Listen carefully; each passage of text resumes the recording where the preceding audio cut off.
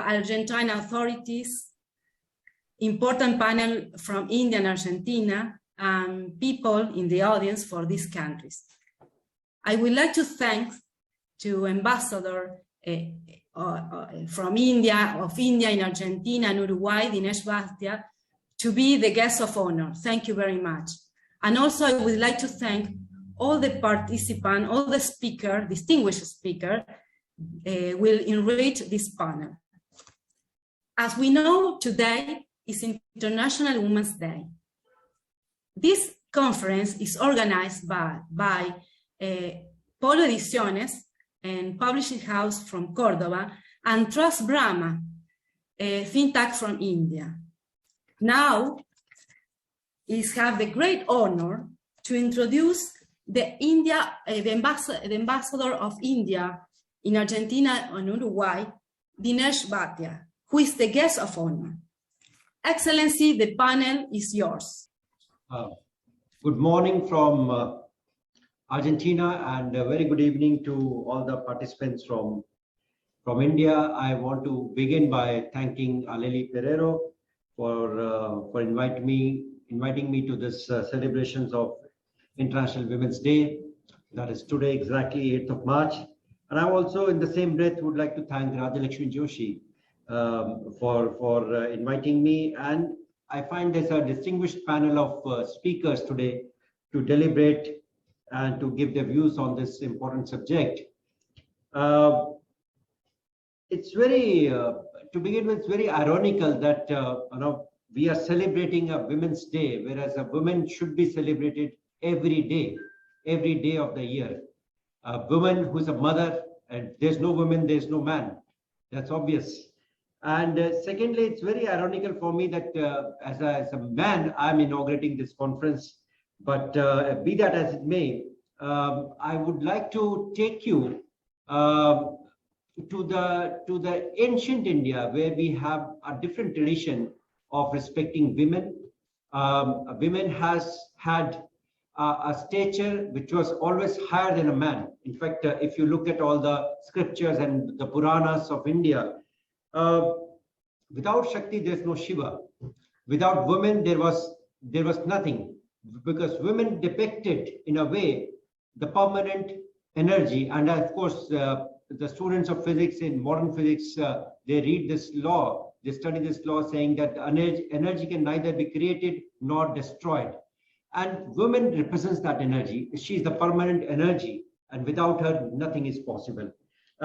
We also have this beautiful concept of Ardhanarishwar, because when the whole Brahman, the whole universe was created, the God divided himself or herself. We don't know who the God was, he or she, divided into two. One part was, the left part was woman, the right part was man. So there has been a complementarity of man and woman in our culture, in our scriptures, in our system.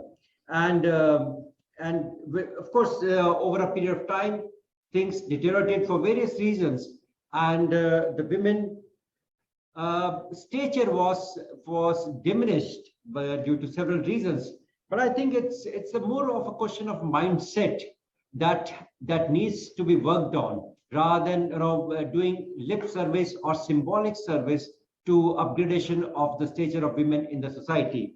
The mindset needs to be changed, and of course for that there are several actions being undertaken by governments across the world, particularly I would say the government of India.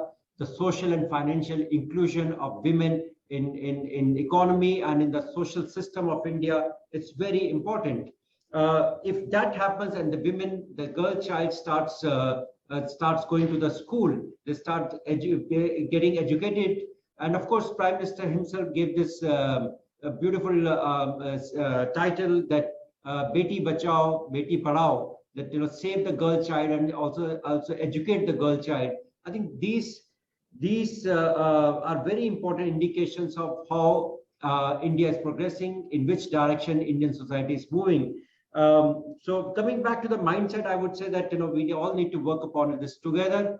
And while we celebrate women every day in our respective societies, in our respective homes, today, this being the International Women's Day, today is the day when we should particularly focus on this. and take a minute to rethink what more can be done to bring, if at all, the stature of women at par in all walks of life with a man. Because there is certainly a discrimination, which again is a result of a mindset which needs to be dealt with. And I think as a society, we need to take the ownership of this subject and work together. I see there are a lot of luminaries on the panel, and they will have their own opinions. I wish them great deliberations. Hopefully, they will be able to give us some new ideas today in their discussions. So without taking much further time, I would like to convey my best wishes to all the participants in this conference. And once again, thank you to Aleli and Rajalakshmi for inviting me. Wish you all the very best. Again, have a great day, whatever is left of the day in India. And of course, we have the whole day ahead of us in Argentina. Muchísimas gracias. Dhanyavad. Thank you. It is my pleasure to introduce Rajalakshmi Joshi. Rajalakshmi Joshi is an architect, regional head to Beti Bachao initiative, political analyst, TV panel. Rajalakshmi Joshi, the panel is yours. Over to you. A very good morning to all of you in Argentina, and a very good evening to all of us in India. And thank you so much, Aleli, and thank you so much, the organizers of this beautiful event that brings together people from such distant and diverse continents.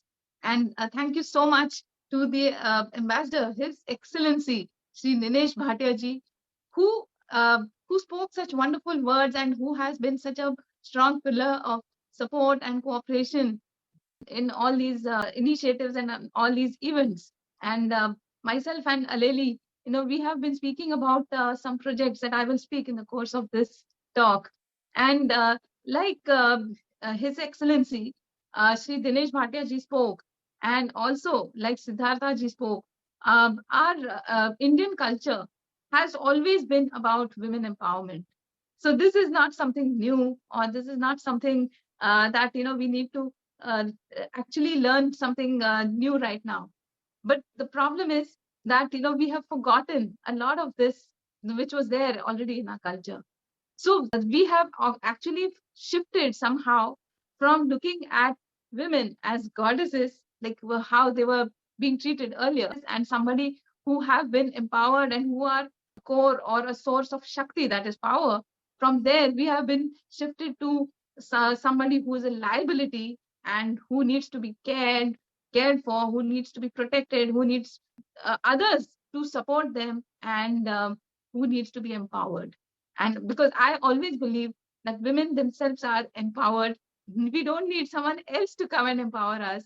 And we are ourselves actually strong, and we are capable of a lot of things. It's just that most of the times we are not aware of our own strengths, and we always tend to keep looking at our weaknesses, and somehow society has termed us as the weaker sex. And whereas actually I believe that we are the stronger sex if you look at it, because the kind of challenges that we all encounter, the kind of, even physically or emotionally, the kind of challenges that women have been encountering, that is something that is remarkable. So very firstly, a very happy International Women's Day to all the wonderful women out there. And I would also say that this day is not something that is only for the women, because even the men, they actually need to definitely take care of the women in their life. They need to take care of their sisters, their mothers, their friends, the daughters. So they are everybody, even the men are surrounded by women. They all make up their life. So without a woman, obviously a man, I would say, is incomplete. And without a man, a woman is incomplete. So it is when you have a proper balance in society that a society becomes a healthy and a happy one, a peaceful one. Otherwise, we will always have conflicts. Just imagine if 50% of the world, or 50% of the populace is unhappy or is feeling dominated and being taken advantage of, then obviously we will not have happy families. We will have always the women folk feeling dominated, etc., etc. So that, I think, is the crux of why we celebrate, or we organize all these events and try to create awareness about the importance of women, and why and how women are actually empowered, and how we can actually realize it and be empowered. So there has been this war, or there has been this battle that women folk have been fighting over centuries. And I am not talking only about India. I am talking about throughout the world. Because if we have whatever my co-panelists, my esteemed co-panelists here, they were speaking about a lot of issues. Like, I'm sorry, it is a little difficult to remember and to repeat the names. But I remember this, the software engineer.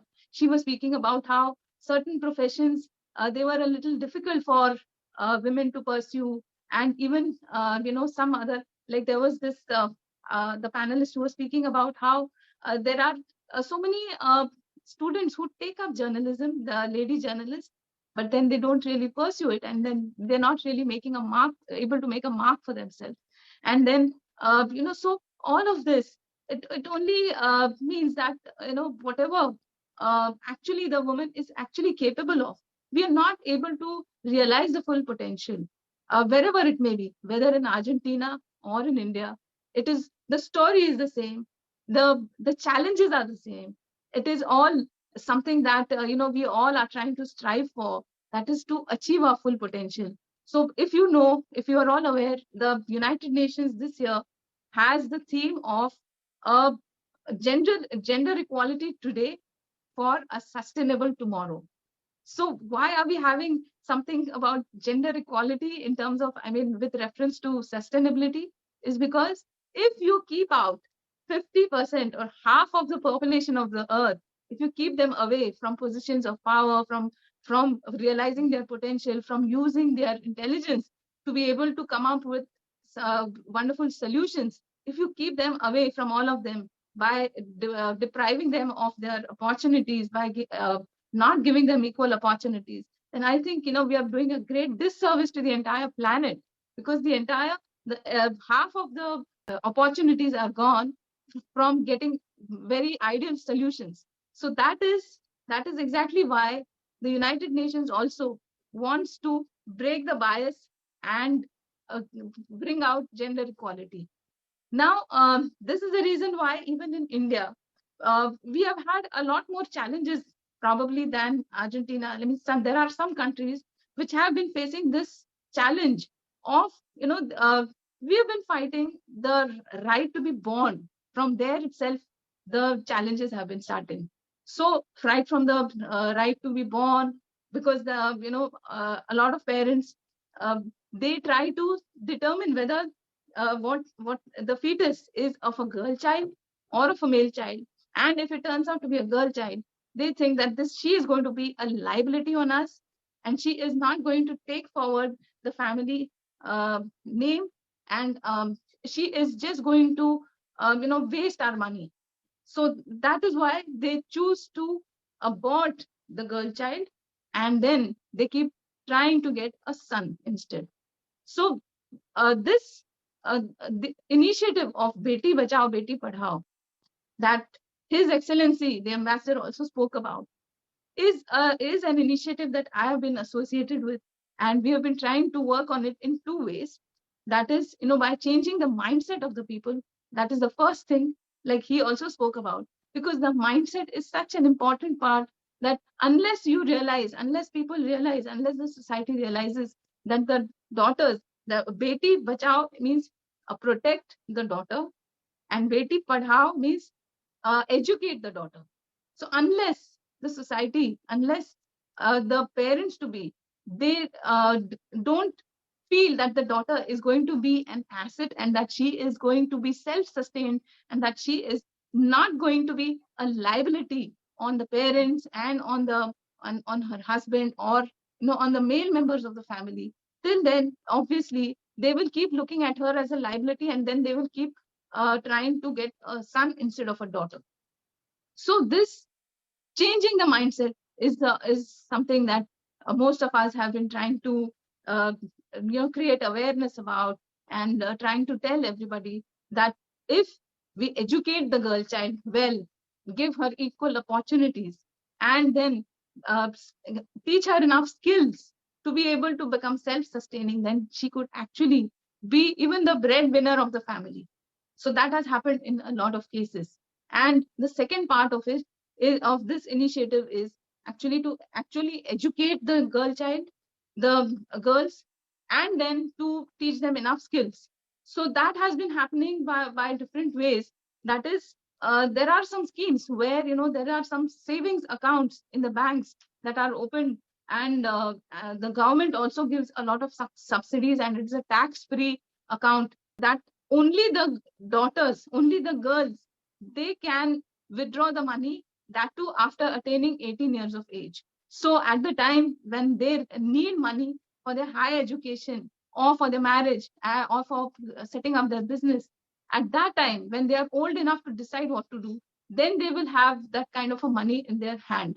So and further, in most government schools, in all government schools, the girls are given free education, at least up to the primary school level. So they are given free education. And then a lot of private schools also have a lot of subsidies for girl students. And that is how we are trying to push the idea of educating the girl child, and trying to make her not just aware of how, what her rights are, aware of her potential, but also trying to make her self-sustainable.